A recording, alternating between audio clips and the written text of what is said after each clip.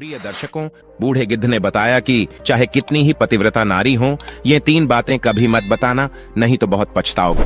प्रिय दर्शकों, हम कहानी शुरू करें और आप इस वीडियो में खो जाए। इससे पहले अगर आप हमारे चैनल पर पहली बार आए हैं तो चैनल को सब्सक्राइब करें, बेल आइकॉन को ऑन करें ताकि हर आने वाले वीडियो का नोटिफिकेशन सबसे पहले आपको मिल सके, आप उसका फायदा उठा सके।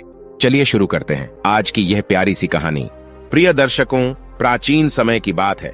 एक जंगल से एक सपेरों का झुंड कहीं जा रहा था। सपेरे एक सुनसान जंगल से होकर निकल रहे थे। एक जगह उन्हें घने छायादार वृक्ष नजर आया तो सपेरे उस वृक्ष की छाया में बैठकर आराम करने लगते थे। इस वृक्ष के पास एक विशाल सांपों की बांधी थी। एक सपेरे ने जान लिया कि हमें कोई सर्प मिल सकता है। सपेरों का तो काम ही होता है सांपों को पकड़ना। अपने साथियों से कहा कि हमें यह बिल खोद कर देखना चाहिए। प्रिय दर्शकों, सपेरों ने आपस में विचार किया और सपेरे उस सांप के बिल को खोदना शुरू कर दिए। उस बिल से एक बहुत ही भयंकर काला नाग निकला। सपेरों ने उस नाग को पकड़ लिया और पकड़कर अपने पिटारे में बंद कर लिया। सभी सपेरे ने उस सर्प को पिटारे में रखकर वहां से चलने लगे। चलते चलते उन सपेरों ने विचार किया कि हम इस नाग का जहर निकाल देते हैं। कुछ दूर आगे चलने पर उन्होंने उस पिटारे को खोल लिया जिसमें वह नाग बंद था। सपेरों ने जब पिटारे को खोलकर देखा तो सभी सपेरे उस पिटारे को देखकर हैरान रह गए। इस पिटारे के अंदर से नाग गायब हो चुका था और उस जहरीले नाग की जगह उस पिटारे में एक बहुत ही सुंदर और कीमती 9 लखा हार रखा हुआ था। उस 9 लखा हार को देखकर सपेरे बड़े प्रसन्न हुए। सभी सपेरे इस बात को सोचकर हैरान थे कि हमने तो एक सर्प पकड़ा था, पर यह हार कहां से आ गया। लेकिन चलो, अच्छा ही है, यह हार तो और भी ज्यादा कीमती है। चलो हम इसे लेकर राजा के पास चलते हैं। राजा इस हार के बदले में हमें मुंह मांगा धन देगा। प्रिय दर्शकों, यही सोचकर सभी सपेरे राजा सूर्य प्रताप के शहर को चल देते हैं। सपेरे राजा के महल में पहुंचते हैं। इधर राजा का दरबार लगा हुआ था। दरबार में राजा और राजा के सभी मंत्री बैठे हुए थे। अचानक से दरबार में सपेरों का एक झुंड प्रवेश करता है। सभी सपेरों ने राजा को प्रणाम किया। राजा ने जब सपेरों को दरबार में देखा तो उन्हें बैठने के लिए कहा और उनसे आने का कारण पूछा। तो सपेरे कहने लगे, महाराज, हम तो ठहरे सपेरे, भला हमारा आपके पास आने का क्या कारण हो सकता है, परंतु हमारे पास एक बड़ा ही कीमती हार है जो आपकी महारानी के गले की शोभा बढ़ा सकता है। सपेरों ने कहा, महाराज, ऐसा हार आपने पहले कभी नहीं देखा होगा। राजा सूर्य प्रताप बोले, दिखाओ कैसा हार है। तो सपेरों ने उस पिटारे को खोलकर दिखाया जिसमें वे हार रखा हुआ था। अब तो उस विचित्र हार को देखकर राजा सहित राजा का पूरा दरबार अचंभित रह गया कि वास्तव में उन्होंने ऐसा हार पहले कभी नहीं देखा। हार को देखकर राजा सपेरों से कहने लगे कि तुम यह विचित्र हार कहां से लाए हो। सपेरे कहने लगे, महाराज, हमें यह मार्ग में मिला था। हमने सोचा कि क्यों ना इस हार को राजा को भेंट कर दिया जाए। राजा ने कहा, ठीक है, हम तुम्हारी यह भेंट स्वीकार करते हैं। यह हार देखकर हमारी रानी बहुत खुश हो जाएगी।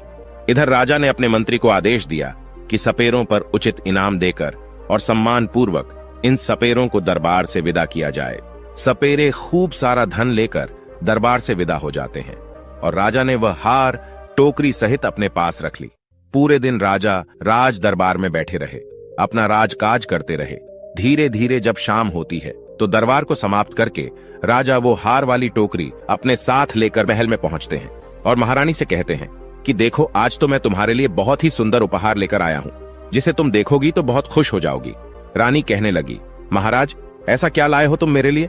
इतना कहकर राजा ने वह टोकरी रानी की ओर खिसका दी और कहा कि नहीं मानती हो तो स्वयं देख लो। प्रिय दर्शकों, रानी ने जैसे उस पिटारे को खोलकर देखा तो उसमें एक बहुत सुंदर तेजस्वी छोटा सा बालक लेटा हुआ है। उस बालक के चेहरे पर अलौकिक दिव्य तेज चमक रहा था।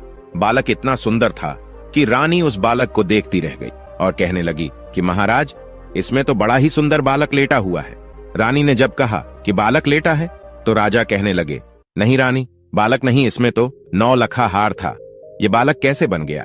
राजा को जब रानी की बात पर भरोसा नहीं हुआ तो राजा ने वह टोकरी लेकर स्वयं देखा तो वास्तव में राजा के आश्चर्य का ठिकाना नहीं रहा। बालक को देखकर राजा और भी ज्यादा प्रसन्न हो जाता था, क्योंकि प्रिय दर्शकों, राजा को पहले से कोई संतान नहीं थी।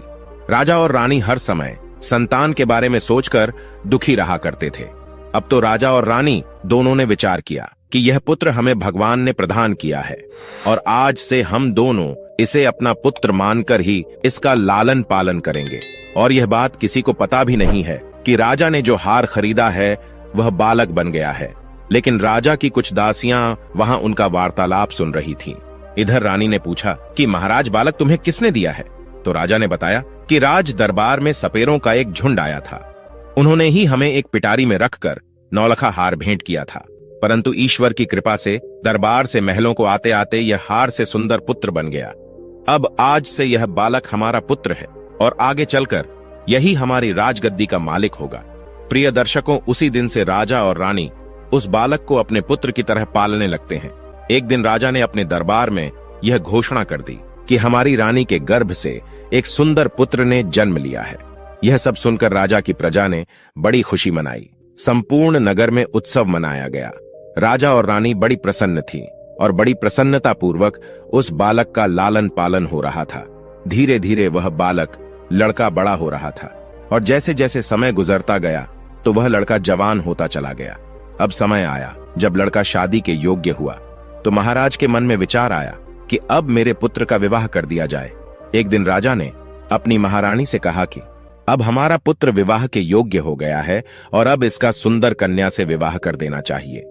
राजा का यह प्रस्ताव रानी को भी बहुत पसंद आया। रानी बोली, महाराज, आज शुभ काम में देरी कैसी? जितनी जल्दी हो सके आप मेरे पुत्र का विवाह कर दीजिए। प्रिय दर्शकों, राजा सूर्य प्रताप के राज्य से लगा हुआ एक दूसरा राज्य था। उस राज्य के राजा का नाम था विश्वनरेश। उस राजा की एक बड़ी सुंदर कन्या थी। उसका नाम था इंदुमती। जब उस राजा की कन्या इंदुमती को राजा ने उस लड़की को समस्त विद्याओं का ज्ञान करवाया, इसलिए वह कन्या 16 विद्याओं में निपुण थी। राजा विचार करने लगे कि मुझे अपनी पुत्री का विवाह कर देना चाहिए। राजा ने दरबार में पुरोहित को बुलवाया और टीका की सामग्री देकर पुरोहित को अपनी पुत्री इंदुमती के लिए योग्य वर ढूंढने के लिए भेज दिया। राजा ने पुरोहित से कहा कि जाओ और हमारी पुत्री के योग्य किसी राजकुमार को टीका करके आना।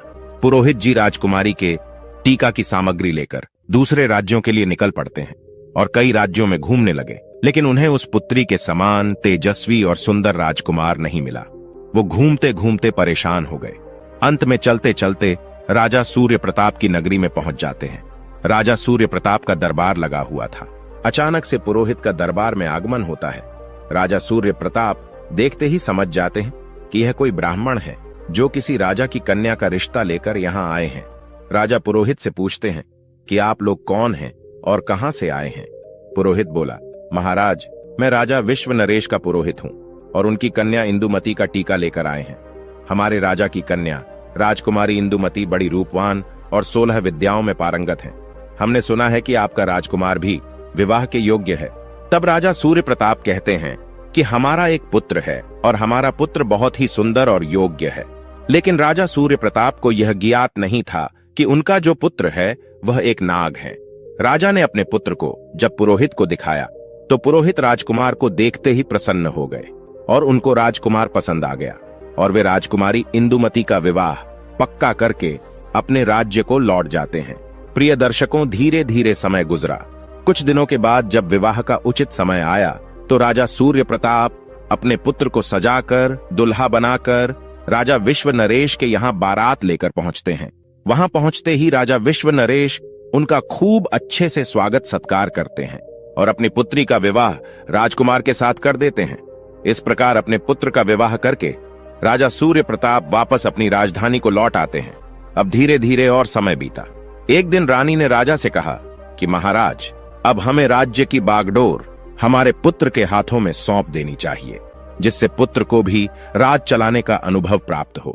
उसी दिन महाराज सूर्य प्रताप ने अपने पुत्र को युवराज घोषित कर दिया। अब तो राजा सूर्य प्रताप निश्चिंत होकर के रहने लगे।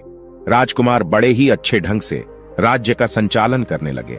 प्रिय दर्शकों, एक दिन की बात है, राजकुमारी इंदुमती अपनी दासियों से बातचीत कर रही थी। राजकुमारी की दासी राजकुमारी से कह रही थी कि महारानी, मैं आपसे एक बात कहूं, तुम्हारा ये पति राजकुमार जो है, इनको तुम पूछना कि तुम्हारे माता पिता कौन हैं। दासी की बात सुनकर इंदुमती को बड़ा आश्चर्य हुआ। रानी इंदुमती कहने लगी कि यह तुम क्या कह रही हो? क्या हमारे पति राजकुमार महाराज सूर्य प्रताप के पुत्र नहीं हैं? तब दासी कहती है, नहीं राजकुमारी, तुम बड़ी भूल कर रही हो, यह उनका पुत्र नहीं है। मैं इतना तो नहीं जानती कि राजकुमार के वास्तविक माता पिता कौन हैं, पर इतना अवश्य जानती हूँ कि राजकुमार महाराज सूर्य प्रताप के पुत्र नहीं है। आप स्वयं अपने पति से पूछ लेना। अब तो राजकुमारी इंदुमती के मन में भी अपने पति को लेकर शंका उत्पन्न होने लगी। राजकुमारी मन में सोचने लगी कि शाम को जब राजकुमार महल में आएंगे तो मैं उनसे यह बात अवश्य पूछूंगी। राजकुमार जब शाम को महल में आते हैं तो राजकुमार की पत्नी इंदुमती राजकुमार से कहती है कि महाराज, मैं आपसे एक प्रश्न पूछना चाहती हूँ। कि राजकुमार कहते हैं, पूछो रानी, क्या पूछना चाहती हो? राजकुमारी बोलती है कि मुझे यह बताई कि तुम्हारे माता पिता कौन हैं और तुम किस वंश के हो। यह बात सुनकर के राजकुमार कहने लगा, रानी, क्या तुम्हारी मति मारी गई है? महाराज सूर्य प्रताप और महारानी मेरे माता पिता है। तब इंदुमती बोली कि नहीं महाराज, आज आप मुझसे कुछ छुपा रहे हैं। कृपया सच बताइए। तुम्हें मां गंगा की कसम, तुम मुझे यह भेद जरूर बताओ। अब तो यह बात सुनकर के राजकुमार बड़े धर्म संकट में फंस जाते हैं। राजकुमार सोचने लगे, तो आज किसी न किसी ने इसके मन में यह प्रश्न पैदा कर दिया है। इसको जरूर किसी ने बहकाया है और यह पूछे बिना मानेगी नहीं। प्रिय दर्शकों, राजकुमार ने अपनी पत्नी को बहुत समझाया। देवी, मैं महाराज का पुत्र हूं, तो तुम क्यों व्यर्थ में मेरा दिमाग खराब कर रही हो? अब तो राजकुमारी हट करने लग गई कि अब तुम्हें मुझे बताना ही पड़ेगा कि तुम किस वंश के हो, तुम्हारे माता पिता कौन हैं। अब तो राजकुमार सोचने लगा कि लगता है मुझे इसको बताना ही पड़ेगा, ये पूछे बिना मानेगी नहीं। राजकुमार बार बार अपनी पत्नी से कहता है कि मान जाओ, अभी भी समय है, तुम मुझसे यह बात मत पूछो वरना बहुत पछताओगी। लेकिन राजकुमारी तो मानो जिद ही कर बैठी, कहने लगी, नहीं बताओगे नहीं तो भोजन ग्रहण नहीं करूंगी। मैं समझूंगी कि तुम मुझसे झूठा प्रेम करते हो। यह बात सुनकर राजा का पुत्र कहने लगा, ठीक है, नहीं मानते हो तो ठीक है, मैं तुम्हें यह बात बताऊंगा, पर यहां नहीं। हम कल महलों से बाहर वन विहार के लिए चलेंगे और वहां चलकर मैं तुम्हें सब कुछ बता दूंगा। अब तो रथ सजाया गया, उसमें राजकुमार और राजा की पत्नी इंदुमती दोनों बैठ जाते हैं और वन विहार करने का बहाना करके दोनों महलों से निकल जाते हैं और एक नदी के किनारे आ जाते हैं। नदी को देखकर राजकुमारी इंदुमती कहने लगी कि महाराज, आप मुझे इस नदी के पास लेकर क्यों आए? क्या इस नदी से तुम्हारा कोई संबंध है? तब राजकुमार कहता है, मैं फिर तुमसे कहता हूं कि मान जाओ और मुझसे मेरे वंश के बारे में मत पूछो, वरना तुम्हें बहुत पछताना पड़ेगा। मगर प्रिय दर्शकों, किसी ने सच कहा है, बाल हट और प्रिया हट ये बड़े बुरे हट होते हैं। राजकुमार के समझाने पर भी राजकुमारी नहीं मानी और कहने लगी, नहीं महाराज, मुझे यह जरूर बताओ कि तुम्हारे माता पिता कौन हैं और तुम किस वंश के हो। राजकुमारी इंदुमती जब नहीं मानती तो राजकुमार उस नदी में नीचे उतर जाता और कमर तक के जल में पहुंच होता है तो कहने लगता है कि रानी, अभी भी समय है, तुम मुझसे यह बात मत पूछो, अभी कुछ बिगड़ा नहीं है। लेकिन राजकुमारी कहने लगी, चाहे कुछ भी हो जाए, लेकिन वह यह बात पूछ कर ही मानूंगी। इस प्रकार राजकुमार नदी के और गहरे जल में उतर जाता है। जब छाती तक जल में पहुंच जाता है तो राजकुमार फिर रानी को समझाकर बोला कि रानी मान जाओ, आपका पूछना मुझे आपसे दूर कर सकता है। राजकुमारी बोली, चाहे कुछ हो जाए, आप इस भेद को मेरे सामने जरूर रखोगे। जब राजकुमार और आगे बढ़ा और जब अपने मुख के बराबर जल में आया तो कहने लगा, रानी, अभी तेरे पास समय है, यह जानने की कोशिश मत करो कि मैं कौन हूं। परंतु रानी नहीं मानी।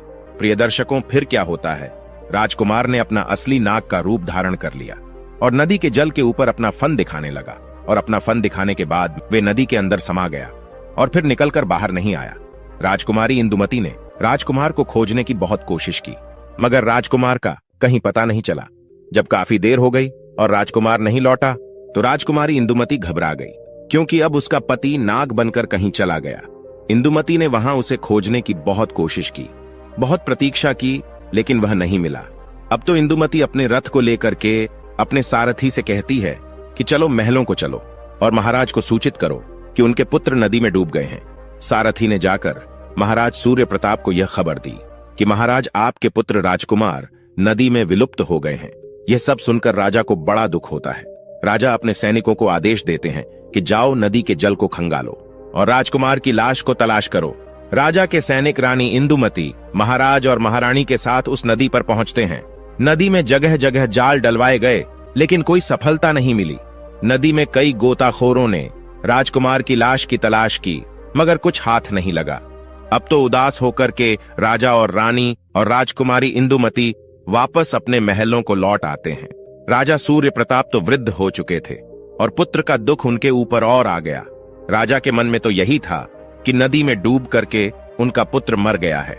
महारानी इंदुमती भी बड़ी दुखी रहने लगी और मन में अपने आप को कोसने लगी कि मैंने बहुत बुरा किया। मेरे इन्हीं कर्मों के कारण आज मेरा पति मुझसे दूर चला गया है। यदि मैं उनसे उनके वंश के बारे में पूछने की जिद ना करती तो शायद मेरा पति मुझसे दूर नहीं रहता। लेकिन राजकुमारी इंदुमती बड़ी विद्वान थी, 16 विद्याओं में निपुण थी। काफी सोच विचार के बाद उसे एक तरकीब सूझती है। राजकुमारी ने अपने संपूर्ण नगर में यह घोषणा करवा दी कि कोई भी व्यक्ति उसे कोई नई बात सुनाएगा तो उसके बदले में उनको उचित इनाम दिया जाएगा। चाहे कोई आपबीती हो या फिर प्राचीन घटना से संबंधित कोई भी कहानी हो या कथा हो, जो कुछ भी जो कोई सुनाएगा उसको उचित इनाम दिया जाएगा। प्रिय दर्शकों, अब तो रानी इंदुमती रोज कथा सुनती। रानी इंदुमती के पास कथा सुनाने वालों की भीड़ लगी रहती थी। कोई रामायण की कथा सुना रहा है, कोई किसी राजा का इतिहास सुनाता था। अब तो राजकुमारी इंदुमती का यही काम था। वे सुबह से लेकर शाम तक नई नई कहानियों को सुनती रहती थीं। प्रिय दर्शकों, इस प्रकार कुछ समय निकला। एक दिन क्या हुआ कि उसी राज्य का एक बूढ़ा आदमी पास के ही एक जंगल से गुजर रहा था। उस बूढ़े आदमी को उस जंगल को पार करते करते जंगल में ही रात्रि हो गई। जब रात्रि हो गई तो वह मन में सोचने लगा, अब रात में आगे चलना ठीक नहीं है, क्योंकि जंगल में आगे हिंसक पशु भी मिल सकते हैं। यही सोच करके बूढ़ा आदमी उस जंगल में एक पीपल के पेड़ के ऊपर चढ़कर बैठ जाता है। रात्रि का समय था। वृद्ध व्यक्ति को डर के मारे नींद नहीं आ रही थी। इधर जब रात के 12 बजे का समय होता है तो उसने देखा कि बाहर एक झाड़ू लगाने वाला आया और पूरे जंगल में उसने झाड़ू लगा दी। फिर उसने देखा कि पानी का छिड़काव करने वाला आया, उसने भी हर जगह पानी का छिड़काव कर दिया। उसके बाद वहां पर कुर्सियां लगनी शुरू हो गईं। फिर एक सिंहासन आता है। बूढ़ा आदमी पीपल के पेड़ पर बैठा यह सब देख रहा था। उसने देखा कि वहां पर सभा होने लगी। वह बूढ़ा व्यक्ति बहुत घबरा रहा था और मन में सोच रहा था कि यह सब क्या हो रहा है और ये लोग कौन हैं और आज क्या यह मुझे जिंदा छोड़ेंगे या नहीं। वहां एक से बढ़कर एक विचित्र अतिथि आने शुरू हो गए। वह विचित्र इसलिए भी क्योंकि उनका आधा शरीर सर्प का था और आधा शरीर मनुष्य का था। दिव्य शरीर वाले नाग देखने में बड़े भयंकर लग रहे थे। उनका दरबार वहां सज रहा था और जब सभी लोग वहां आ गए तो वहां 2 सिंहासन और भी थे और दोनों सिंहासन पर कुछ देर बाद नागों के राजा और उनके पुत्र युवराज दोनों वहां आकर बैठ जाते। संपूर्ण दरबार में उनका बड़ा स्वागत किया गया। उनके बीच चर्चा होनी थी। वहां चर्चाएं हो रही थीं और जो राजकुमार था उस नागराज का पुत्र चुपचाप नीचे गर्दन किए हुए बैठा था। उस दरबार में इस बात की चर्चा हो रही थी कि राजकुमार का विवाह किया जाए। विवाह के संबंध में चर्चाएं चल रही हैं। अब राजकुमार के विवाह का नाम आया। उसने नीचे गर्दन कर ली और वह बड़ा उदास हो जाता है। कुछ समय तक उनकी चर्चाएं चलती रहीं और इधर वे वृद्ध आदमी भी उस पीपल के पेड़ पर बैठा हुआ उनकी सभी बातों को सुन रहा था और वे मन ही मन सोचने लगा कि यहाँ किस बात की चर्चा हो रही है और ये कौन लोग हैं। लगता है आज मैं इनसे जीवित बच पाऊंगा या नहीं। डर के कारण मैं उस वृक्ष की एक डाली पर चिपका हुआ लेटा रहता था। इधर 3-4 घंटे के बाद दरबार वहां से भंग होता है। सभी अतिथि वहां से जा चुके थे, परंतु वह नागराज और उसका पुत्र वहां से चलकर उस पीपल के वृक्ष की तरफ आते हैं। उस पीपल के पेड़ पर बैठा हुआ वह बूढ़ा आदमी सोचने लगा, मेरी तरफ आ रहे हैं और लगता है अब ये मुझे जिंदा नहीं छोड़ेंगे, क्योंकि इन्हें पता चल गया है कि मैं इस वृक्ष पर बैठा हूं। यह सोचकर मैं बूढ़ा व्यक्ति घबरा जाता, परंतु उस नाग ने क्या किया, या उस पीपल की जड़ में बैठकर कुछ देर रोया और अपनी रानी इंदुमती को याद किया। ये सभी बातें वे बूढ़ा आदमी सुन रहा था कि यह तो बड़ा ही चमत्कार है और यह मैं क्या देख रहा हूं। और कुछ देर रोने के बाद हाय इंदुमती, हाय इंदुमती ऐसा कहने के बाद वह नाग भी वहां से चला जा रहा था। धीरे धीरे सवेरे होने लगता है। प्रातःकाल जब हुआ तो वह बूढ़ा आदमी उस वृक्ष के नीचे उतरता है और नीचे उतरने के बाद वापस अपने नगर को लौट आता है और मन में सोचने लगा कि वैसे भी मैं बहुत गरीब आदमी हूं और रानी इंदुमती भी नई कहानी सुनती रहती हैं, तो क्यों न चल करके इस बात को महारानी इंदुमती को सुनाया जाए।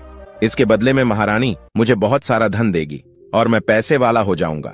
ऐसा विचार करके वे बूढ़ा आदमी उसी जगह आ जाता है जहां रानी इंदुमती का मंडप लगा हुआ था, जहां रानी इंदुमती रोज कथा सुना करती। वहां एक से बढ़कर एक बड़े विद्वान रानी को कहानी सुना रहे थे। कुछ घंटे इंतजार करने के बाद उस बूढ़े आदमी का कहानी सुनाने का नंबर आता है। वह महारानी इंदुमती से कहने लगा कि महारानी, आज मैंने बड़ा विचित्र दृश्य देखा। आज मैं तुमको आंखों देखी घटना सुना रहा हूं। आज रात में जब मैं जंगल से गुजर रहा था तो रात होने की वजह से मैं उस जंगल में फंस गया। रात होने की वजह से मैंने वहीं रुकना उचित समझा और मैं उसी जंगल में एक पेड़ पर चढ़कर बैठ गया। मैं सुबह होने का इंतजार करने लगा। मैंने वहां देखा कि वहां एक नागराज का दरबार लगा था। उन सब का आधा शरीर मनुष्य का था और आधा शरीर नाग का। ऐसे विचित्र प्राणी उस दरबार में आए थे कि मैं उन्हें देखता ही रह गया।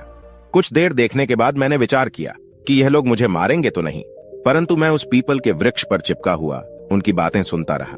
जब दरबार समाप्त हुआ तो वहां से नागों के राजा का पुत्र एक दिव्य रथ में बैठकर जिस पीपल के वृक्ष पर मैं बैठा था उसी वृक्ष की ओर आया। वह उस रथ से उतरा और पीपल के वृक्ष के नीचे बैठकर कुछ देर हाय इंदुमती कहकर रोता रहा। उसके बाद वह वहीं से अदृश्य हो गया। अब यह बात जब राजकुमारी इंदुमती ने सुनी तो उस बूढ़े आदमी से कहने लगी कि बाबा, मैं तुम्हें इतना धन दूंगी कि तुम्हारी कई पीढ़ियां बेटें खा सकती हैं, परंतु तुम मुझे उस स्थान पर लेकर चलो जहां तुमने उस राजकुमार को रोते हुए देखा। ये सब सुनकर बूढ़ा आदमी घबरा जाता है और कहता है, राजकुमारी, अब मैं वहां नहीं जाऊंगा। वहां जाने से मुझे बहुत डर लग रहा है। तब राजकुमारी कहती है कि नहीं बाबा, तुम चिंता मत करो, तुम्हें मेरे साथ वहां चलना ही पड़ेगा। इतना कहकर रानी इंदुमती ने एक सोने की मोहरों से भरी हुई थैली उस बूढ़े आदमी को दे दी और कहा कि मैं तुम्हें और भी सोने की मोहरें दूंगी, तुम मुझे उस स्थान पर पहुंचा दो। बूढ़ा आदमी रानी द्वारा दी गई सोने की मोहरों को देखकर खुश हो जाता है और वह राजकुमारी इंदुमती को लेकर उस जंगल की तरफ चल देता है। उसी स्थान पर जाकर बूढ़े आदमी ने बताया कि राजकुमारी, मैंने इसी पीपल के वृक्ष के ऊपर बैठ करके सब कुछ देखा। राजकुमारी बोली, तो बाबा, मैं भी आज उन्हें अपनी आंखों से देखना चाहती हूँ। इस प्रकार में बूढ़ा आदमी और रानी इंदुमती उस वृक्ष के ऊपर चढ़कर बैठ जाते हैं और वो इंतजार करते हैं उस दरबार का। प्रिय दर्शकों, इंतजार करते करते पूरी रात निकल जाती है, लेकिन वहां पर कोई नहीं आता है। उस दिन न तो कोई दरबार सजता है और न कोई नाग आता है। अब तो इंदुमती उस वृद्ध व्यक्ति पर क्रोधित हो जाती है और कहती है, बाबा, तुमने झूठ बोला है और इसके लिए मैं तुम्हें कड़ी से कड़ी सजा दे सकती हूं। वे बूढ़ा आदमी कहने लगा, नहीं महारानी, मैंने कोई झूठ नहीं बोला था। मैंने जो अपनी आंखों से देखा था वही बताया था। रानी बोली, तो फिर आज क्या हुआ? बूढ़े व्यक्ति ने कहा, यह मैं भी नहीं जानता कि वह लोग आज क्यों नहीं आए। प्रिय दर्शकों, रानी बेहद ही निराश होकर अपने महल को लौट आती है। इधर बूढ़ा आदमी मन ही मन परेशान रहने लगता है कि मैं रानी के सामने झूठा पड़ गया। वह बूढ़ा आदमी सोचने लगता है कि उस दिन कौन सी स्थिति थी।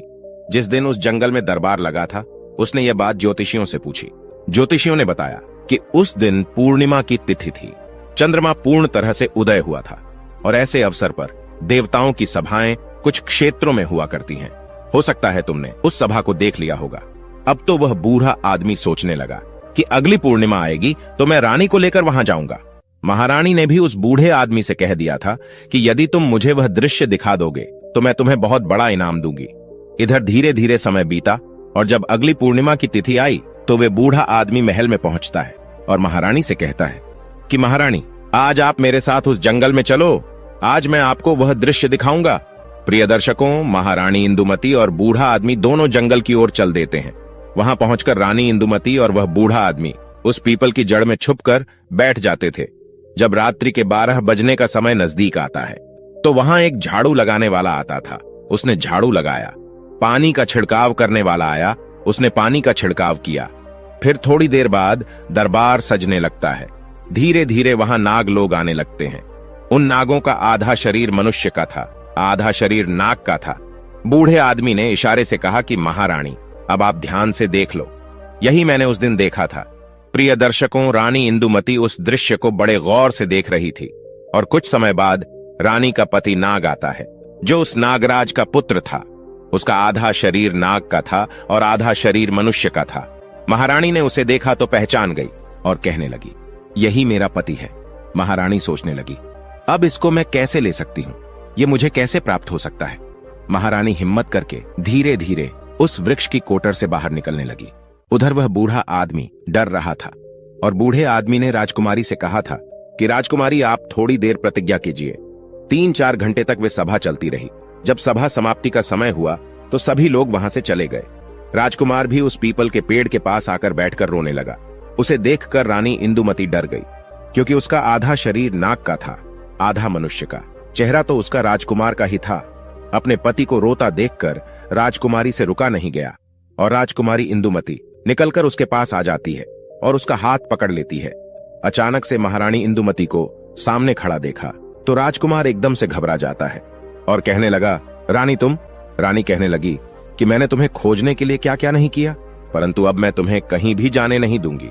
यह सुनकर राजकुमार कहने लगा, नहीं रानी, अब तो बहुत समय हो चुका है, अब तुम मुझे प्राप्त नहीं कर सकती। यहाँ जो सभा होती रहती है वह मेरे विवाह को लेकर ही होती है। मेरे पिता इस सभा में मेरे विवाह का प्रस्ताव रख चुके हैं और जब तीसरी सभा होगी तो उस सभा में मेरा विवाह तय हो जाएगा। और जब मेरा विवाह तय हो जाएगा तो बताओ मैं तुम्हारे साथ कैसे रह पाऊंगा? मुझे तो अपनी पत्नी के साथ रहना पड़ेगा। तुमने तो मुझे त्याग दिया है। मैंने उस दिन तुम्हें बार बार समझाया था कि मुझसे मेरा वंश मत पूछो। राजकुमारी की बात सुनकर रानी इंदुमती रोने लगती है और बार बार अपने किए की क्षमा राजकुमार से मांगती है। राजकुमार कहता है, राजकुमारी रोने का समय नहीं है, मैं तुम्हें एक उपाय बताता हूँ। यदि तुमने वो उपाय कर लिया तो शायद मैं तुम्हें प्राप्त हो जाऊंगा। रानी इंदुमती बोली कि तुम मुझे जो उपाय बताओगे मैं वही उपाय करूंगी, लेकिन तुम्हें मेरे साथ रहना होगा। राजकुमार बोला, रानी अब मेरे जाने का समय हो गया है, मुझे मेरे पिता के दरबार में पहुंचना है, परंतु अगली पूर्णिमा के दिन तुम्हें इसी प्रकार यहाँ आकर के बैठना होगा।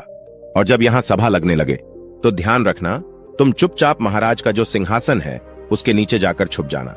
और जब मेरे विवाह की बात चले तो तुम उस सिंहासन के नीचे से निकलकर महाराज के सामने जाकर खड़ी हो जाना और फिर तुम मुझे महाराज से मांग लेना।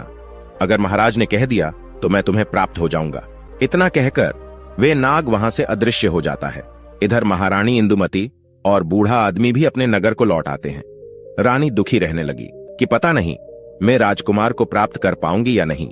इधर राजा सूर्य प्रताप भी अपने पुत्र शोक में दिन रात दुखी रहते थे। धीरे धीरे समय निकला। इधर महारानी सोच रही थी कि अब चाहे कुछ भी हो जाए, अगली पूर्णिमा के दिन अपने पति को पाकर ही रहूंगी। यह सोचकर रानी ने अब कथाओं को सुनना भी बंद कर दिया। धीरे धीरे समय बीता। जब तीसरी पूर्णिमा नजदीक आई तो रानी मन में विचार कर रही थी कि चाहे कुछ भी हो जाए मैं अपने पति को लेकर ही लौटूंगी। और पूर्णिमा वाले दिन उस बूढ़े आदमी को लेकर उस पीपल के पेड़ के पास पहुंच जाती है। अब तो दोनों पीपल की जड़ में छुपकर बैठ जाते हैं और सभा लगने का इंतजार करने लगते हैं। इधर रात्रि के 12 बजते ही दरबार लगने की तैयारी शुरू होती है।